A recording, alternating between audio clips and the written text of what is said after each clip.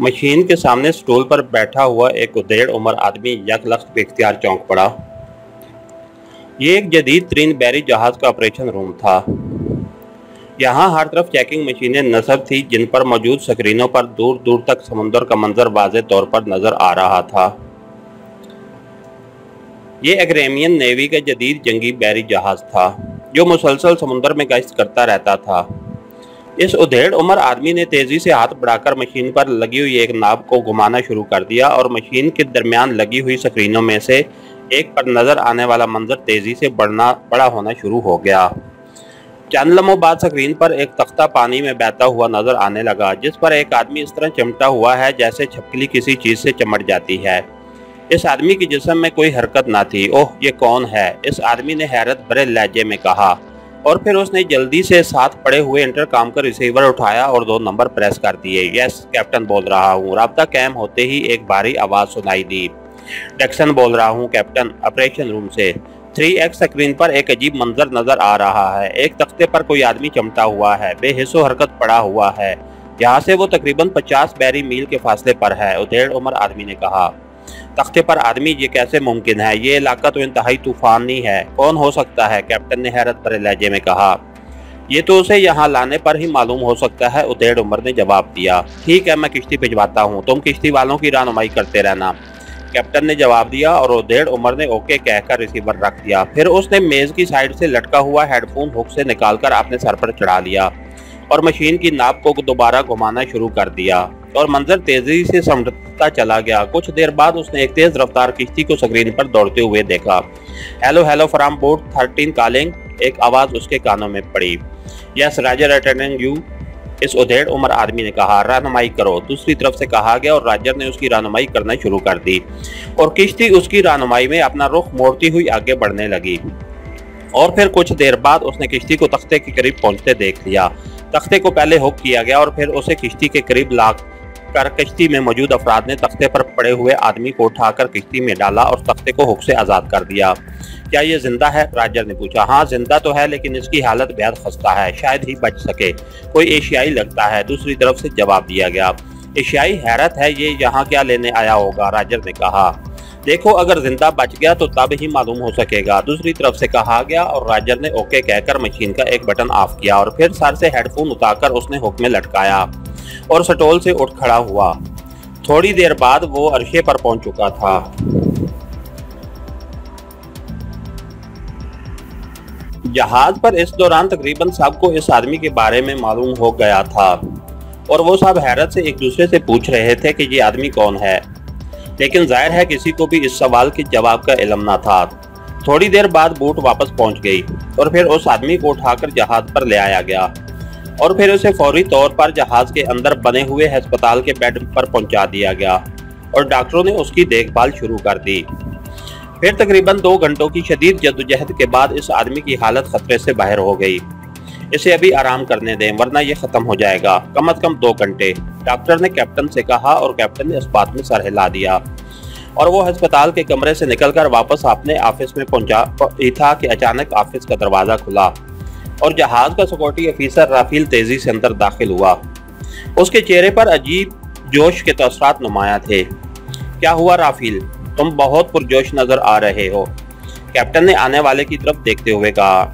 मुझे अपनी आंखों पर यकीन नहीं आ रहा कैप्टन, ये आदमी जिसे जहाज पर लाया गया है इसका नाम अली इमरान है, पाक एशिया का मशहूर सीक्रेट एजेंट, जिससे पूरी दुनिया की मुजरिम तंजीमें और सीक्रेट एजेंट खौफजदा रहते हैं, राफेल ने जवाब दिया और कैप्टन चौंक पड़ा। अली इमरान, क्या तुम इसे पहचानते हो? कैप्टन ने हैरत भरे लहजे में कहा। हाँ, मैं इसे अच्छी तरह पहचानता हूँ। मैं एक रेमियन लासेस एजेंसी में काम करता रहा हूँ और इस एजेंसी के तहत मैंने 8 साल पाक एशिया में गुजारे हैं। मैं इसे अच्छी तरह जानता हूँ, राफेल ने कहा। ओह, अगर ऐसा है तो फिर तो इसकी यहाँ इस तरह मौजूदगी किसी खतरे का बायस हो सकती है, कैप्टन ने परेशान होते हुए कहा। बिल्कुल हो सकती है, ये चूंकि हद दर्जा खतरनाक आदमी है, हो सकता है कि इसकी ये हालत और इस अंदाज में जहाज पर आमद किसी खास प्लान के तहत हो, इसलिए हमें हर लिहाज से चौकना रहना चाहिए, राफेल ने कहा।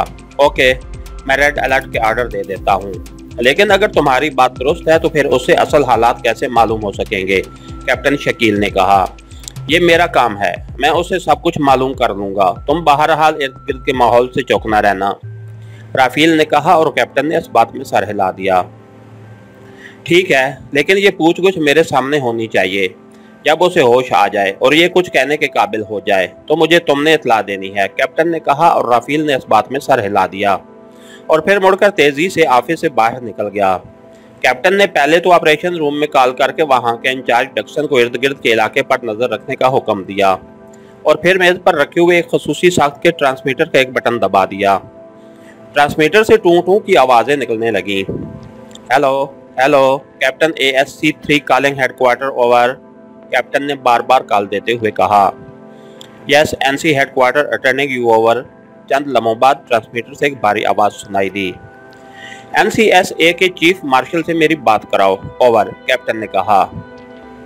Hello, marshal attending over. चंद लम्हों बाद एक भारी सी आवाज सुनाई दी।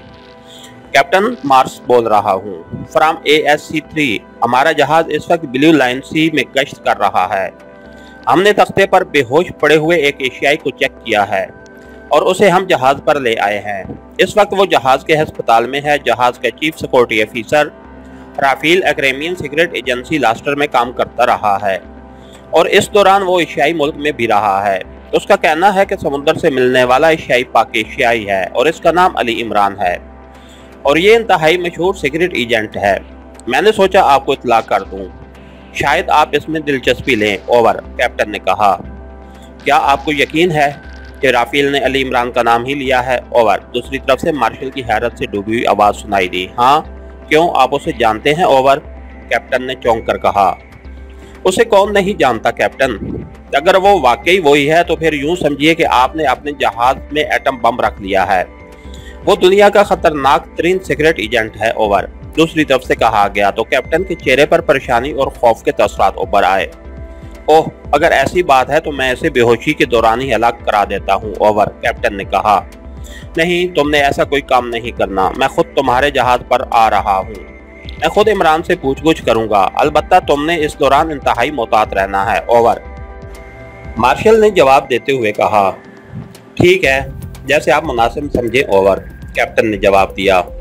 मैं 1 घंटे के अंदर हेलीकॉप्टर के जरिए पहुंच रहा हूँ, ओवर एंड ऑल, दूसरी तरफ से कहा गया और उसके साथ ही रब्ता खत्म हो गया तो कैप्टन ने एक तवील सांस लिया।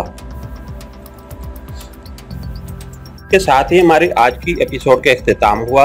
मज़ीद एपिसोड के लिए कहानीकार चैनल को सब्सक्राइब कीजिए, लाइक कीजिए और बेल आइकन को प्रेस कर दीजिए ताकि हर आने वाली नई वीडियो आप तक बर वक्त पहुँच सके। शुक्रिया।